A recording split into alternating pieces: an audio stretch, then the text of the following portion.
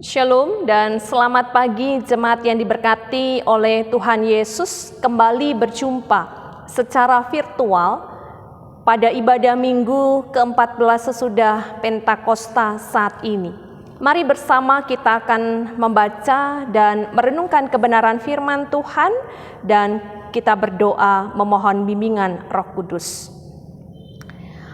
Allah Bapa di dalam kerajaan sorga, bimbinglah kami dalam terang kuasa Roh Kudus-Mu, sehingga kami dapat membaca dan merenungkan kebenaran firman Tuhan, bahkan terus dimampukan untuk melakukannya dalam kehidupan kami hari ke hari.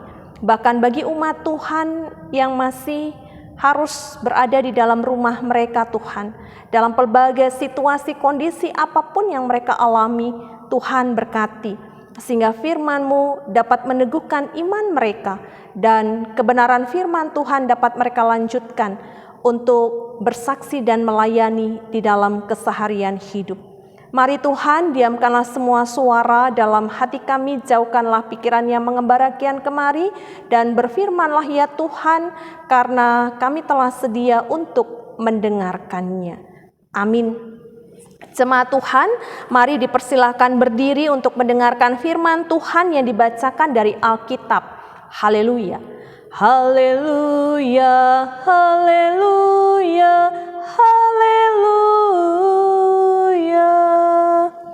Bacaan Alkitab pada pagi hari ini adalah terambil dari Mika pasal 3, ayat pertama hingga yang keempat, yang menyatakan menentang pemimpin dan nabi palsu di Israel. Kataku, baiklah dengar hai para kepala di Yakub dan hai para pemimpin kaum Israel. Bukankah selayaknya kamu mengetahui keadilan? Hai kamu yang membenci kebaikan dan yang mencintai kejahatan. Mereka merobek kulit dari tubuh bangsaku dan daging dari tulang-tulangnya. Mereka memakan daging bangsaku dan mengupas kulit dari tubuhnya. Mereka meremukkan tulang-tulangnya dan mencincangnya seperti daging dalam kuali, seperti potongan-potongan daging di dalam belanga. Mereka sendirilah nanti akan berseru-seru kepada Tuhan, tetapi Ia tidak akan menjawab mereka. Ia akan menyembunyikan wajahnya terhadap mereka pada waktu itu, sebab jahat perbuatan-perbuatan mereka. Demikian pembacaan Alkitab. Hendaklah firman Tuhan dengan segala kekayaannya diam di dalam hatimu, dan ucaplah syukur kepada Allah. Kepadamu puji-pujian, madah syukur dan segala kemuliaan, ya Bapa, Putra, Roh Kudus, sampai kekal abadi. Dipersilahkan duduk kembali. Jemaat yang diberkati oleh Tuhan Yesus, judul renungan kita di pagi hari ini adalah pemimpin yang menjadi berkat. Pemimpin harapannya dapat memberi contoh, dapat memberikan solusi di setiap masalah yang ada, dan juga tentunya harus menjadi berkat. Pada umumnya, pemimpin hanya mengungkapkan apa yang menjadi visi misinya di awal kepemimpinannya. Tetapi dalam berjalannya waktu, mereka lupa untuk melaksanakan apa yang menjadi janji mereka kepada orang yang dipimpinnya. Lalu pemimpin yang menjadi berkat yang seperti apa yang dimaksudkan melalui kitab Mika ini? Sesungguhnya di kalangan Yahudi ada 3 jabatan penting untuk memimpin keagamaan mereka. Yang pertama adalah nabi dengan tugas khusus, yaitu mereka dipanggil, dikhususkan oleh Tuhan, dikaruniakan Roh Kudus untuk menjadi juru bicaranya Tuhan. Dan Tuhan berbicara kepada umat melalui perantara para nabi. Jabatan yang kedua yaitu imam, dengan tugas untuk melayani ibadah-ibadah umat, terutama kegiatan ibadah di Bait Allah di Yerusalem. Peran imam adalah mewakili umat di hadapan Tuhan, misalnya di dalam hal berdoa dan mempersembahkan korban. Jabatan penting yang ketiga adalah raja, dengan tugas memerintah dan memimpin umat atas nama Tuhan. Namun umat Israel sungguh percaya bahwa raja mereka yang sesungguhnya adalah Tuhan sendiri. Oleh karena itu betapa pentingnya jabatan para pemimpin ini, baik nabi, imam maupun raja, yaitu sebagai alat bantu bagi umat untuk dapat berdialog dengan Tuhan. Dan melalui kitab para nabi, jadi bukan hanya kepemimpinan para pemimpin atau nabi, tetapi juga ada kitab para nabi yang diberikan untuk menuntun, untuk menerangi, untuk mencerahkan akan kehidupan rohani umat. Sehingga umat mengetahui apa yang sesungguhnya dikehendaki oleh Tuhan Allah dan apa yang harus mereka lakukan sebagai umat di hadapan Allah. Namun ada satu waktu di mana Tuhan berdiam dan Tuhan tidak mengutus nabi untuk sementara waktu. Oleh karena itu, inilah masa atau waktu di mana umat harus mencari pribadi, tempat di mana mereka menyatakan akan segala persoalan hidup dan iman mereka. Tetapi sayangnya mereka salah untuk memilih orang yang mereka percayai. Mereka datang kepada nabi-nabi palsu. Dan oleh karena itu, jemaat yang diberkati oleh Tuhan Yesus Kristus, melalui firman Tuhan di pagi hari ini, Nabi Mika mau menyatakan bagaimana sosok seorang pemimpin yang dikehendaki oleh Allah. Judulnya di sana dikatakan menentang pemimpin dan nabi palsu di Israel. Berarti ada perilaku yang tidak baik di hadapan Tuhan yang dilakukan oleh para pemimpin, dan itu membawa dampak bagi rakyat yang dipimpinnya.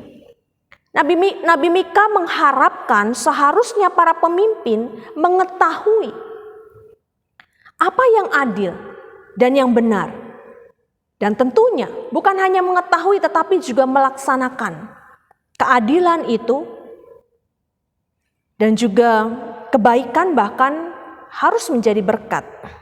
Tetapi yang terjadi adalah sebaliknya, akhlak para pemimpin sudah rusak. Dan kita temui pada ayatnya yang kedua. Mereka, para pemimpin memperlakukan rakyat jelata seperti ternak yang dalam proses untuk dimakan. Jemaat bisa melihat pada ayat yang kedua dan yang ketiga. Dan kita bisa bandingkan pada Yehezkiel 34 ayat yang ke-3 hingga yang ke-5. Bagaimana kehadiran para pemimpin yang harusnya menjadi gembala kepada umat yang disebut domba-domba, tetapi yang terjadi adalah gembala itu berlaku jahat. Dan oleh karena itu di dalam ayat yang keempat kita menemui kepada para pemimpin yang tidak dapat melaksanakan apa yang menjadi kehendak Tuhan, maka pembalasan Tuhan akan menimpa mereka.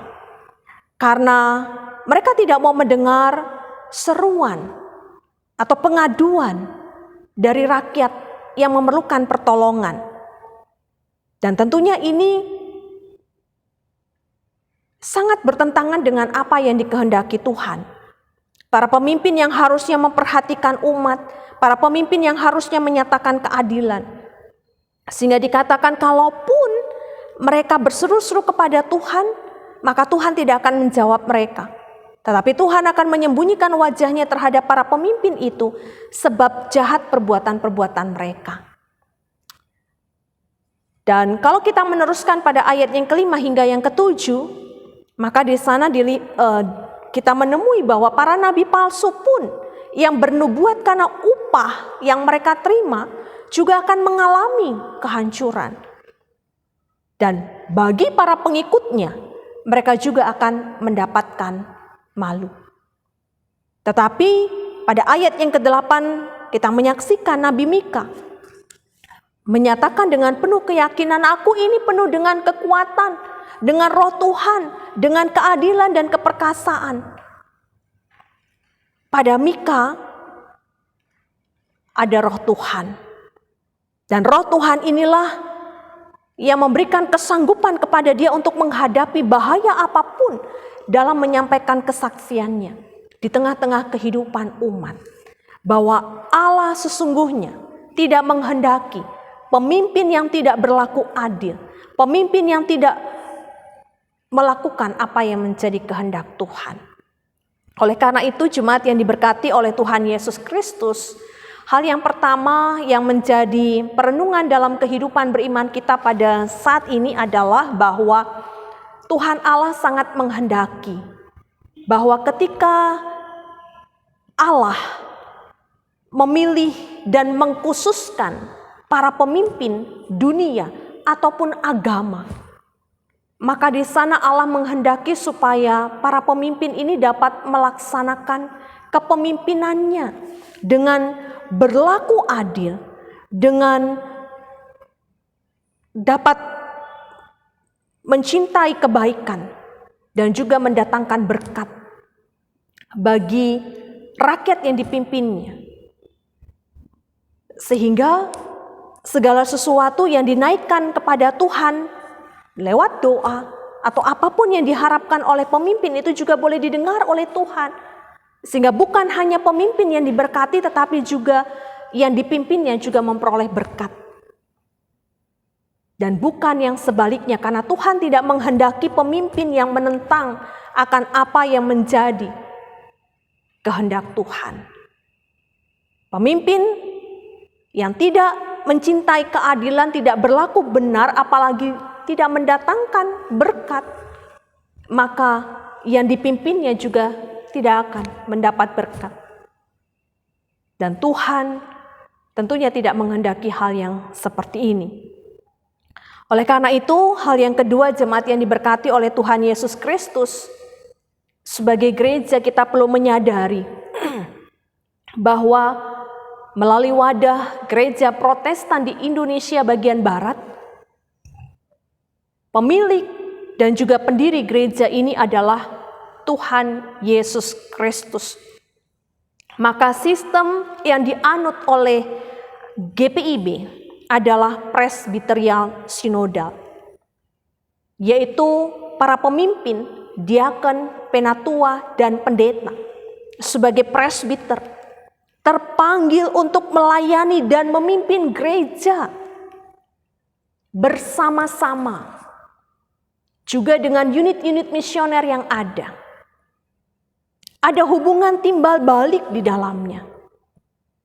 Dan bersama-sama dengan jemaat di aras lokal. Ada hubungan timbal balik. Maka dalam fungsinya ada yang menyampaikan kebenaran firman Tuhan, ada yang memelihara kehidupan beriman umat, ada yang melakukan pelayanan meja. Dan bagaimana menjadi perantara umat di hadapan Tuhan supaya bisa berdialog dengan Tuhan. Sehingga menjadi penting untuk dilakukan dalam kesadaran diri yang penuh sebagai orang-orang yang dipanggil dan dikhususkan oleh Allah untuk mencintai keadilan, untuk melakukan kebenaran dan mendatangkan berkat. Dan bahkan juga ada hubungan timbal balik dengan majelis sinode atau dalam tingkat sinodal. Dan segala sesuatu yang dilakukan dibimbing, diarahkan melalui aturan-aturan yang ada. Supaya di dalam penata layanan yang dijalani terarah untuk dapat melaksanakan apa yang menjadi misi Kristus, menghadirkan damai sejahtera. Oleh karenanya, kehadiran gereja tentunya dalam segala persekutuan, pelayanan, dan kesaksian diperlukan keberlangsungan penata layanan yang tertib sebagaimana yang dinyatakan dalam 1 Korintus 14 ayat 33 dan 40. Dan juga sebagaimana yang dinyatakan di dalam Efesus pasal 4 ayat 16, yaitu kehidupan gereja yang rapi tersusun yang diikat menjadi satu oleh pelayanan semua bagiannya, sesuai dengan kadar pekerjaan tiap-tiap anggota, menerima pertumbuhannya dan membangun dirinya dalam kasih. Inilah yang Allah kehendaki. Sehingga segala sesuatu yang kita pinta, kita usahakan di dalam doa kepada Tuhan, kiranya semuanya itu ketika dilakukan seturut dengan kehendak Tuhan dan menyadari bahwa kita ini adalah alat bantu di dalam tangan Tuhan dan berjalan dengan diterangi oleh kebenaran firman Tuhan yang menuntun, menerangi, mencerahkan kehidupan kita. Ada hubungan timbal balik juga dengan umat yang kita layani. Kiranya semuanya itu berkenan di hadapan Tuhan dan Tuhan akan mendengar apa yang menjadi doa dan pengharapan kita. Dan Tuhan akan memberkati penata layanan kita. Dan itu juga yang menjadi harapannya bagi pemimpin dunia ataupun negara ini. Oleh karenanya di awal setiap proses pemilihan itu, jemaat yang diberkati oleh Tuhan Yesus, ada kriteria yang harus diikuti supaya dengan kriteria itu dapat terpilih harapannya pemimpin yang sungguh-sungguh dipanggil, dikhususkan dan juga melaksanakan misi Allah yang telah menetapkannya sebagai wakil Allah dan tentunya menjadi berkat. Dan oleh karena itu, untuk menjawab semua kerinduan kita terhadap pemimpin yang menjadi berkat, secara khusus dalam persiapan pemilihan fungsionaris Majelis Sinode yang ke-21, yang dalam persiapan pelaksanaan persidangan Sinode ke-21 ini, maka marilah hal yang ketiga, tugas gereja, dalam hal ini gereja Protestan di Indonesia bagian Barat, adalah tetaplah bertekun di dalam doa. Doakanlah para pemimpin yang telah Allah percayakan.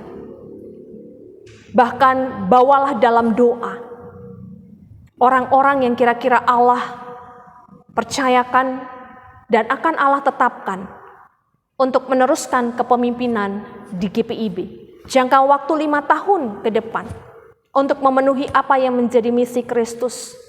Ada hubungan timbal balik dengan jemaat lokal ataupun dalam arah sinodal di tingkat mupel juga. Sehingga segala sesuatunya juga boleh mewujudkan apa yang menjadi damai sejahtera Kristus bahkan di tengah-tengah dunia ini. Agar dapat menjadi pemimpin umat yang sesuai dengan kepemimpinan yang dikehendaki Tuhan.